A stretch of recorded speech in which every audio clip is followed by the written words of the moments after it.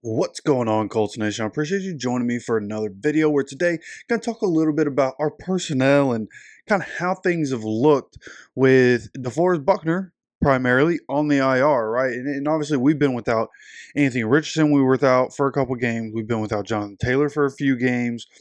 DeForest Buckner, these are the guys, right? Our most important players, but specifically DeForest Buckner, especially on the defensive side where we see the obvious deficiencies. I think one of the good things that comes from your superstars being injured is that you can see, like, okay, without this one guy, how does the defense look? How does the team look without this guy?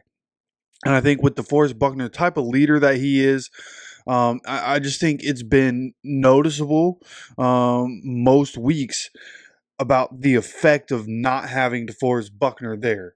And again, this is primarily for the defense. And of course, as I'm saying this, right, we only gave up 10 points against the Dolphins, who were averaging like 12 points a game. Didn't give up much to the Titans. I don't remember what the score of that game was. But Will Levis doesn't get to 100 yards. So, I mean, the defense has gotten better and the secondary is doing their thing. I think that's the surprising part to a lot of us, right? We thought that our defensive line coming in this year, we thought we were deeper on the defensive line. We thought we were going to be able to get to the quarterback more often with DeForest Buckner and Latu on the field together, Taekwon Lewis, Dio Dingbo. We thought these guys were going to be able to get on the field and be able to make a massive impact. And instead, it's been where we end up with Juju Brents on the IR, have to go get a guy to fill a spot. Samuel Womack comes in. Jalen Jones is cornerback one. Samuel Womack's been incredible at cornerback two. You get Kenny Moore, who didn't start the year very well. Kenny Moore looked really bad to start the year when I was talking about him being an all-pro coming into this year. But then since that point, right, pretty much since week 3 on, and there was, one game or 2 games without Kenny, but Kenny's been really good. Kenny's been really, really good. So the secondary has actually been pretty stellar for us over the course of the season. Our run defense has been a problem because of our defensive line, right? And you look at everybody that we have on the IR: Juwan Winfrey, Will Fries, Wesley French, Taekwon Lewis, DeForest Buckner, Samson Ebicom, Cameron McGrone, Juju Brents, Daniel Scott. We have 9 guys on the IR. 3 of those are the defensive line, right? Samson was supposed to be our starting edge. He's on the IR, done for the year. Taekwon Lewis, no telling if he's going to be back this year right now. He's on the IR. Another defensive end. DeForest Buckner, the middle, like the guy you build the defensive line room around, is on the IR. Now, it does sound like there's a good chance we do get DeForest Buckner back and Jonathan Taylor back this week. Of course, we're going to continue to update that, so subscribe and have notifications on. But for the purposes of this, I think it's been, again, really evident what the holes are on this team without these guys, right? And another video that I want to do is going to be about the backup running back position and how much we messed up, right? I'm going to go through, look at our draft, look at where this guy was drafted, and see just how different things could look. Who would we have had to sacrifice to be able to draft this guy? I'm going to look at everything, but I just think we could have done more for the backup running back position. I think that's been evident. Trey Sermon, when you watch him, it's just very evident that he doesn't have that explosiveness, right? I'm sure he comes into work and works hard every day. Probably pretty good in pass pro, which is probably why coach likes him so much. Somebody who knows the offense, but obviously Tyler Goodson is the obvious better choice of the two at that backup position. But even with having Tyler Goodson, like we could have done more. And I like Evan Hull.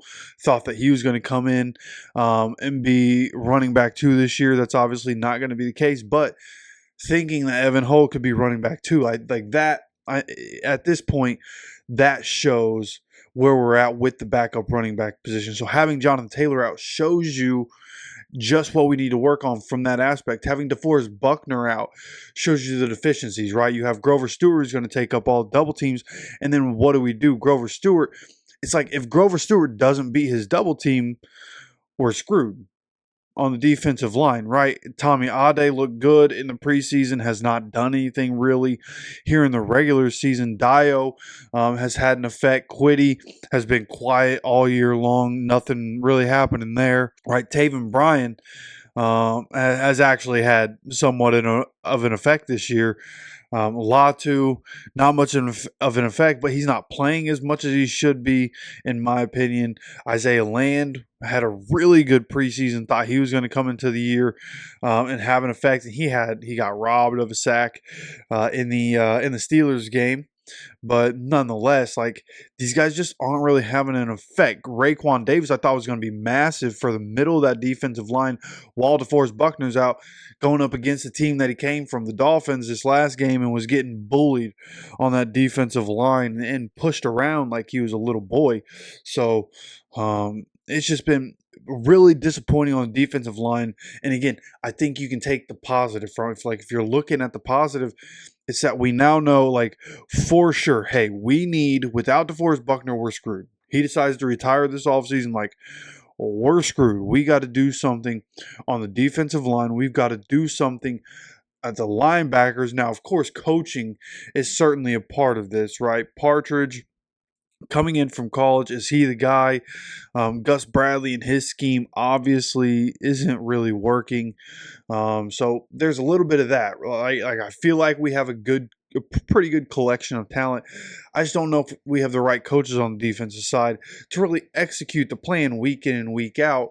But nonetheless, like I said, and where this video really revolves around is how you have our stars out, and it really shows you the areas that we need to work on. I think the secondary, I put out a video last week. We got the secondary of the future, and I believe that. Where I think Juju Brents comes back next year, and he's a depth piece behind Jalen Jones, Samuel Womack, and Kenny Moore. And I think we'd be stupid not to sign Samuel Womack to an extension when you have guys like Jalen Jones and Juju Brents on the rookie contracts at that cornerback position. Give Womack a couple-year contract, same that you did with Kenny, right? Kenny, undrafted, goes to Patriots, gets cut by the Patriots. We pick him up and give him a contract that he really, at that point, wasn't really worth. He had to play up to that contract, but Chris Ballard saw it. Same thing with Samuel Womack, man. You got to pay him. In my opinion, you have to pay Samuel Womack. Keep him here for the future. Nick Cross on his rookie contract. Julian Blackmon, presumably, probably going to pay Julian Blackmon to come back next season. We'll have to see exactly what happens there. But I do believe we have the secondary of the future. It's just building that defensive line around, the last couple years of DeForest Buckner in his career. And hopefully he stays here for the rest of it. And Latu, right? You want to build the defensive line around these guys. Dio, with as effective as he is. And then, of course, Sampson going to be coming back next year as well. Like, I still believe the defensive line can be effective. Coaching, again, is definitely a part of us being underwhelming. DeForest Buckner being out obviously creates a massive hole. Getting him back is going to be huge, right? And going into a part of the season, it's going to be our toughest stretch. We're 4-3 going up against the Texans, trying to get first place in the division. And then after that, we have some more tough games, right? We have, and I don't remember exactly what the order is, but we have the Vikings and the Bills and the Jets. Right, the schedule gets very difficult coming up, and Jets might not be as difficult as originally presumed, but they continue to make adjustments. They're going to continue to have time to gel before we end up playing the Jets. But nonetheless, with DeForest Buckner hopefully coming back, Jonathan Taylor hopefully coming back, Anthony Richardson